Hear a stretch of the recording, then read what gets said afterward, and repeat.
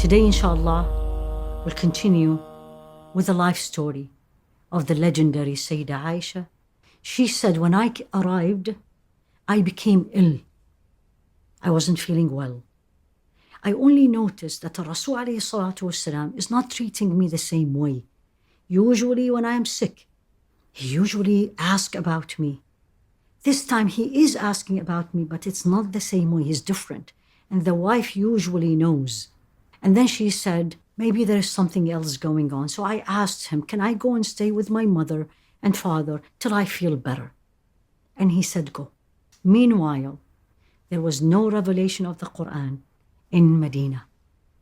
And everyone is talking about it. And the Rasul alayhi salatu wasalam, you can imagine. And as Allah subhanahu wa ta'ala have taught us, is to ask. So he went and he asked her servant, what do you know about her? And she said, I don't know anything but all khair. The only fault she has is if I have prepared the dough, and I will tell her, keep an eye on that dough, she will go and play and leave the dough, and then the sheep will come and eat it. Otherwise, this woman has no faults. He asked Sayyidina Ali, and Sayyidina Ali said, Ya Rasulullah, we don't know anything but good about her. But if that's so much bothering you, there are other women also. Then she's still in her parents' house. She went one day, feeling a little bit better, went outside to relieve herself, and with her was a relative of hers and her father, the mother of Mustah. And as she was helping her, Sayyidah Aisha tripped, but she didn't fall. And that the mother of the relative said, Ta'isa Mustah, woe on Mustah. Sayyidah Aisha said, why you're saying this?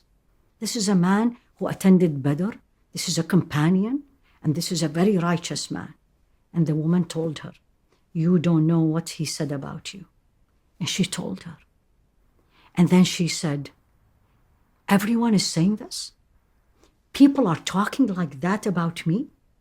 Does the Rasul alayhi salatu wasalam knows? And the woman said, yes.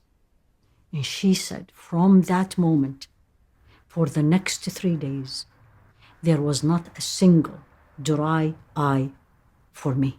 Stayed in her parents' house. Rasul alayhi salatu wasalam entered, sat in front of her. She was crying. And he said, Ya Aisha, if what they are saying is true, say it and ask Allah for forgiveness, and He will forgive you. She said, the moment I heard this, there was no more tears coming out. She described it as my eyes were dry. She said, I didn't say anything. I looked at my father and I said, Dad, you answer Rasulullah. Sayyidina Abu Bakr didn't say a word. You can imagine the feelings in that house at that moment. She looked at her mother and says, Mom, you answered Rasulullah. She didn't say a word. She looked at all of them and she said, I am not going to say anything, but what Sayyid, the father of Yusuf, and then she commented, I didn't even remember his name, said to his sons, Sabrun Jameel, beautiful patient. And I turned my back to everybody. What a woman. At that moment, she said, I noticed that something changed in the Rasul alayhi salatu wasalam, and the Quran was revealed. And then he looked at her and says, Ya Aisha, your innocence came. And you can imagine the joy. And the father and the mother looked at her, and Allah revealed, إِنَّ الَّذِينَ جَاءُوا بِالْإِفْكِ عُصْبَةٌ مِّنْكُمْ لَا تَحْسَبُوهُ شَرٌّ لَكُمْ. Those who came with the false accusations, group of you, don't think this is bad for you. It is good for you. And the whole, it's about 6 to 7 verses in Surah An-Nur, chapter of the light. So you can imagine the joy. And Sayyidina Abu Bakr looked at her and says, come and hug Rasul alayhi salatu wasalam and thank him. And her mother said the same. She said, no, I am not going to thank, but the one who knew I was innocent and who He sent my innocence. It's Allah.